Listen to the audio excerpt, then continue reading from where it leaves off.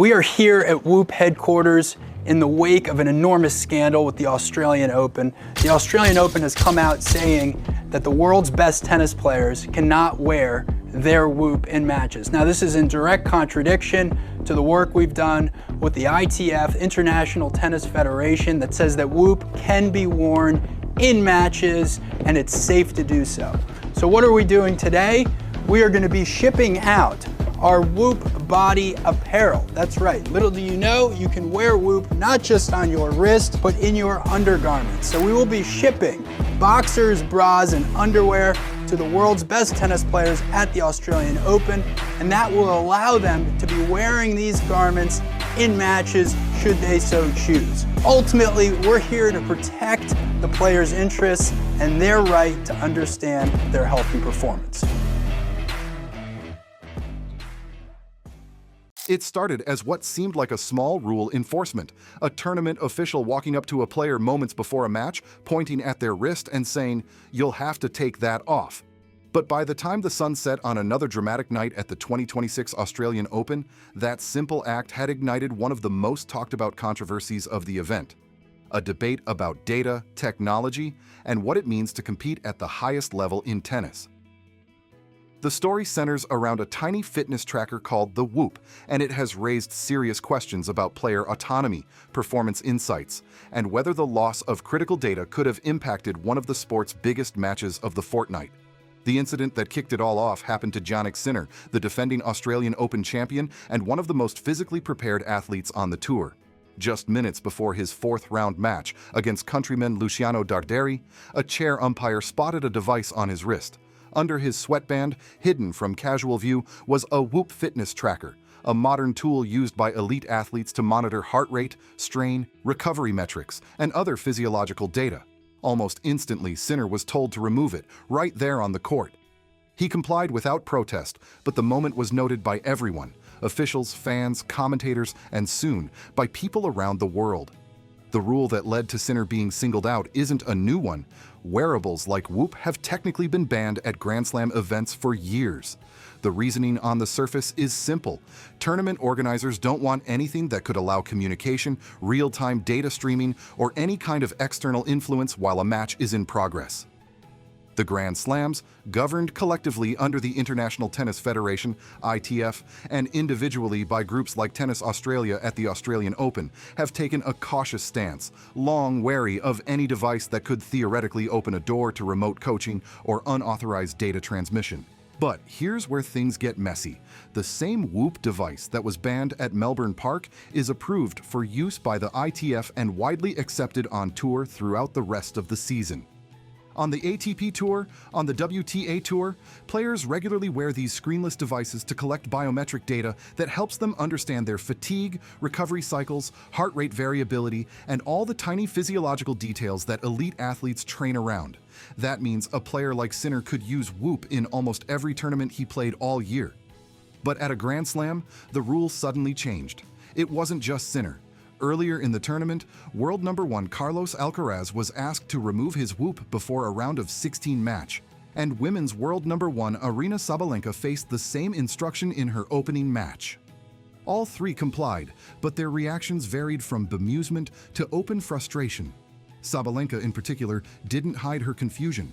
She told reporters she was told the device was approved by the ITF, that she had worn it at other events without issue, and that she didn't understand why the Grand Slams had a different policy. "It's just for tracking my health," she said, urging organizers to reconsider the rule. This confusion tapped into a broader tension in modern sport.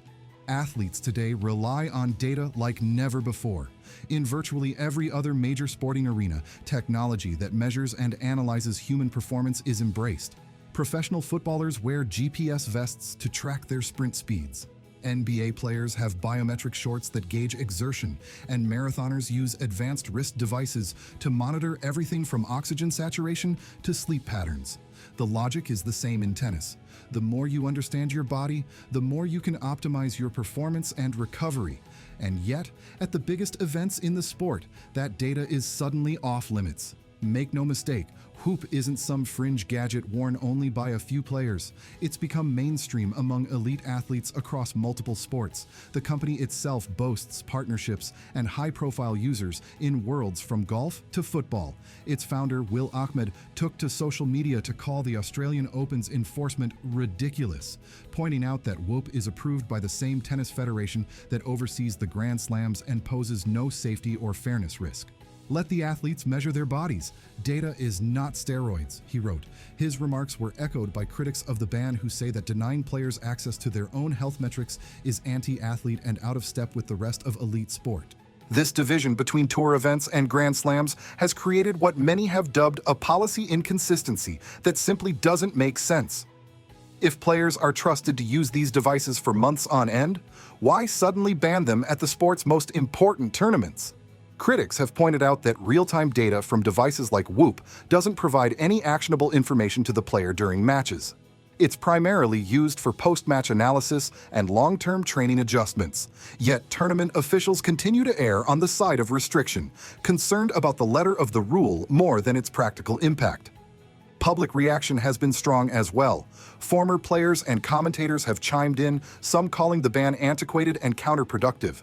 Former Australian Davis Cup player John Millman called it ridiculous, saying that the sport's governing bodies haven't kept up with modern technology and are hindering professional development. Tennis legends like Leighton Hewitt and Todd Woodbridge questioned the logic of a rule that allows coaching during matches but disallows a device that merely monitors heart rate. The inconsistency, they argue, undermines the sport's credibility and its support for player health and performance science. At its core, this controversy isn't just about a wristband. It's about control, data ownership, and the evolving role of technology in sport. Who owns an athlete's biometric data? The player? The technology company that built the device? Or the tournament that sets the rules? These are questions that no one has satisfactorily answered yet, and the Whoop ban has brought them to the forefront. In many ways, the situation has revealed that tennis, one of the world's most traditional sports, is struggling to adapt to the realities of data-driven performance optimization. For Sinner personally, the timing of the ban had added significance. He had been relying on the device not to boost his performance during matches, but to understand his physical limits and recovery needs. After all, the Australian Open schedule is one of the toughest in tennis.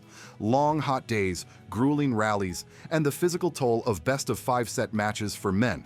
Sinner himself explained that the data he hoped to collect could have been extremely useful for training and recovery, not just during the match, but in preparation for later rounds. Without that information, he was essentially flying blind, relying on feel and intuition rather than measurable insights into his body's stress and strain levels. And that's where things get even more interesting. In his semi-final against Novak Djokovic, Sinner battled through an intense 5-set marathon that tested every ounce of his physical and mental endurance. As fans and pundits debated every rally, every unforced error, and every drop of sweat, another question began to surface on social media. Did the lack of data from his Whoop tracking actually contribute to his exhaustion in that match? It's a question that doesn't have a clear answer.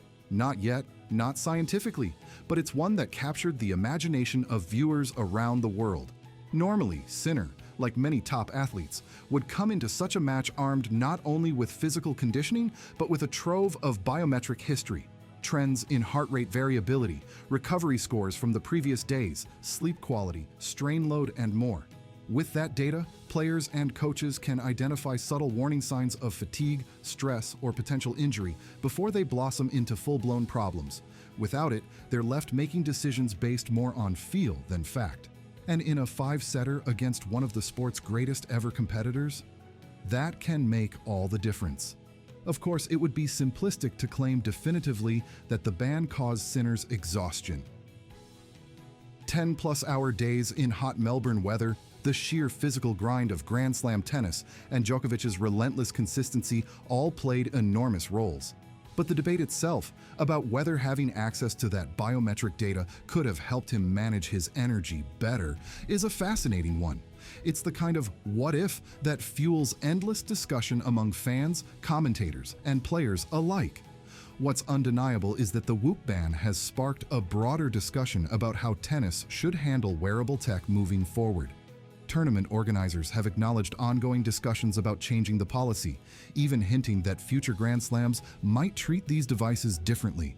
Tennis Australia publicly stated that they are involved in discussions about how to evolve the rules, recognizing that wearables can offer detailed internal load measurements that are valuable for athlete health and performance. It's a debate that goes beyond tennis. In an age where data has become an integral part of human performance, from elite sport to general wellness, the question of how much access athletes should have to their own information is not going away. Tennis may be just one of the more public battlegrounds, but it reflects a larger cultural shift. Athletes want more control, more insights, and more autonomy. They want tools that help them work smarter, not just harder. Yet, at the same time, governing bodies are wary of anything that could be seen as giving an unfair edge or compromising the integrity of competition. As the controversy continues, there's one thing that's clear. This isn't a small tech dispute. It's a turning point in the sport's relationship with data.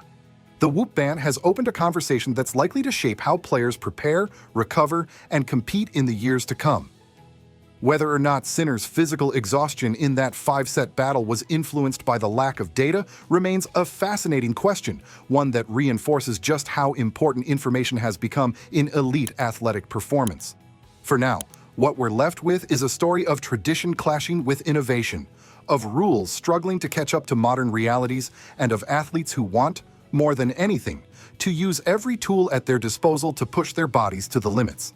The Whoop controversy might end with policy changes or new regulations, or it might simply remain a historical footnote. But either way, it has already reshaped the conversation about technology, athlete autonomy, and what it truly takes to compete at the highest level in today's tennis.